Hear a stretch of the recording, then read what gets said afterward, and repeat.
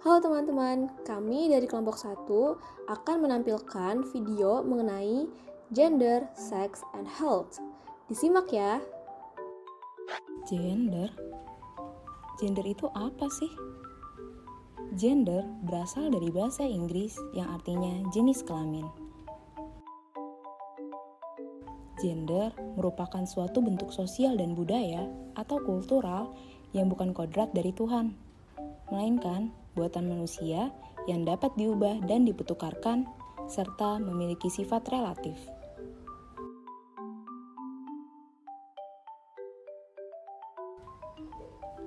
Seksualitas.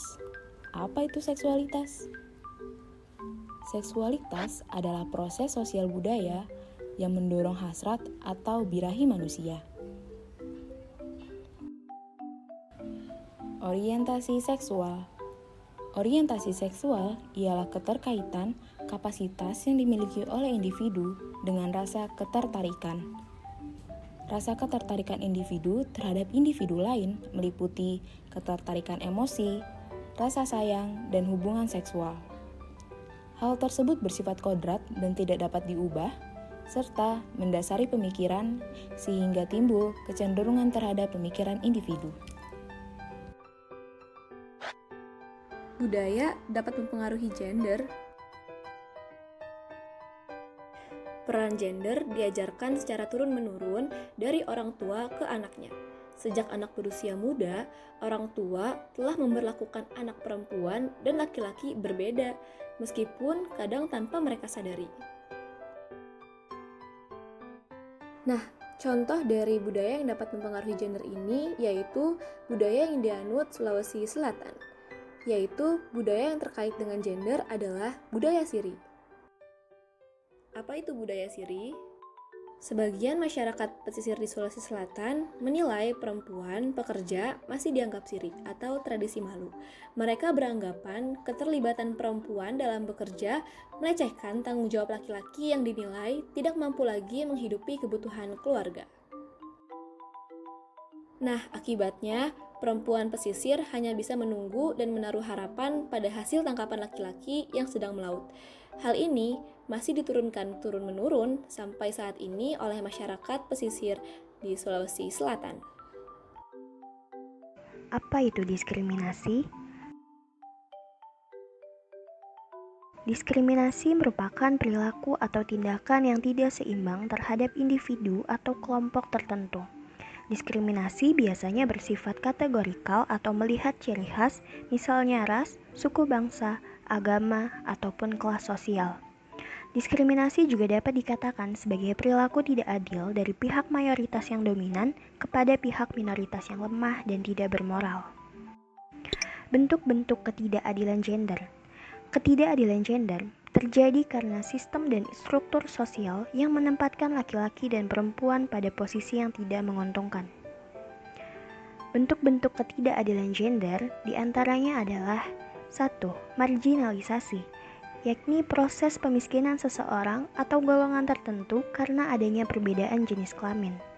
Yang kedua, subordinasi, yaitu penilaian bahwa sesuatu yang dilakukan seseorang lebih rendah dibandingkan seseorang yang lain, di mana terjadi perbedaan pemberian penghargaan atau apresiasi pada laki-laki dan perempuan.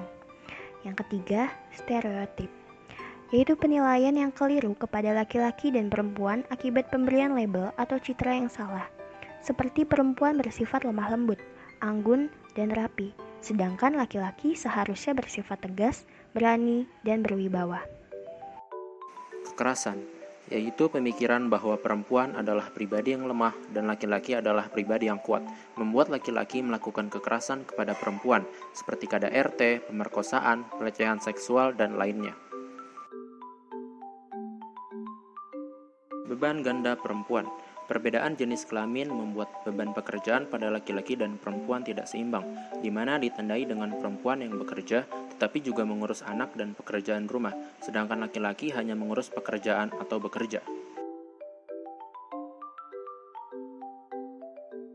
Kekerasan berbasis gender, yaitu kekerasan yang menyerang fisik dan mental seseorang yang dilakukan secara langsung ataupun melalui platform online, seperti media sosial, seperti kekerasan berbasis gender online atau KBGO. Beberapa contoh dari kekerasan berbasis gender, yaitu yang pertama ada pemerkosaan, lalu ada pornografi, lalu pelecehan seksual, dan ada bullying. Contoh lainnya adalah seperti penyebaran konten seksual, balas dendam pornografi, pelanggaran privasi, dan pelecehan seksual. Ada apa aja ya isu ketidakadilan gender dalam pelayanan kesehatan? Yuk simak! Yang pertama adalah pelayanan keluarga berencana. Persepsi yang salah terjadi di mana terdapat pemikiran bahwa penggunaan alat kontrasepsi pada keluarga berencana adalah urusan perempuan. Lalu yang kedua, ada kesehatan ibu dan bayi baru lahir. Kurangnya pengetahuan ibu mengenai kesehatan memungkinkan terjadinya pendarahan saat kehamilan, infeksi, persalinan macet, hingga keguguran. Yang ketiga, penyakit menular seksual. Perempuan akan mengalami rasa sakit berlebih pada daerah kemaluan dan panggul, mengalami komplikasi dengan kemandulan, kehamilan di luar kandungan, dan kanker mulut rahim. Yang keempat atau yang terakhir yaitu kesehatan reproduksi remaja. Remaja rentan terjebak dalam masalah fisik, psikologis, dan emosional ketika ia tidak memiliki pengetahuan dan keterampilan mengenai kesehatan reproduksi. Nah, sekian dari kelompok kami. Kurang lebihnya mohon maaf. Wassalamualaikum warahmatullahi wabarakatuh. Terima kasih.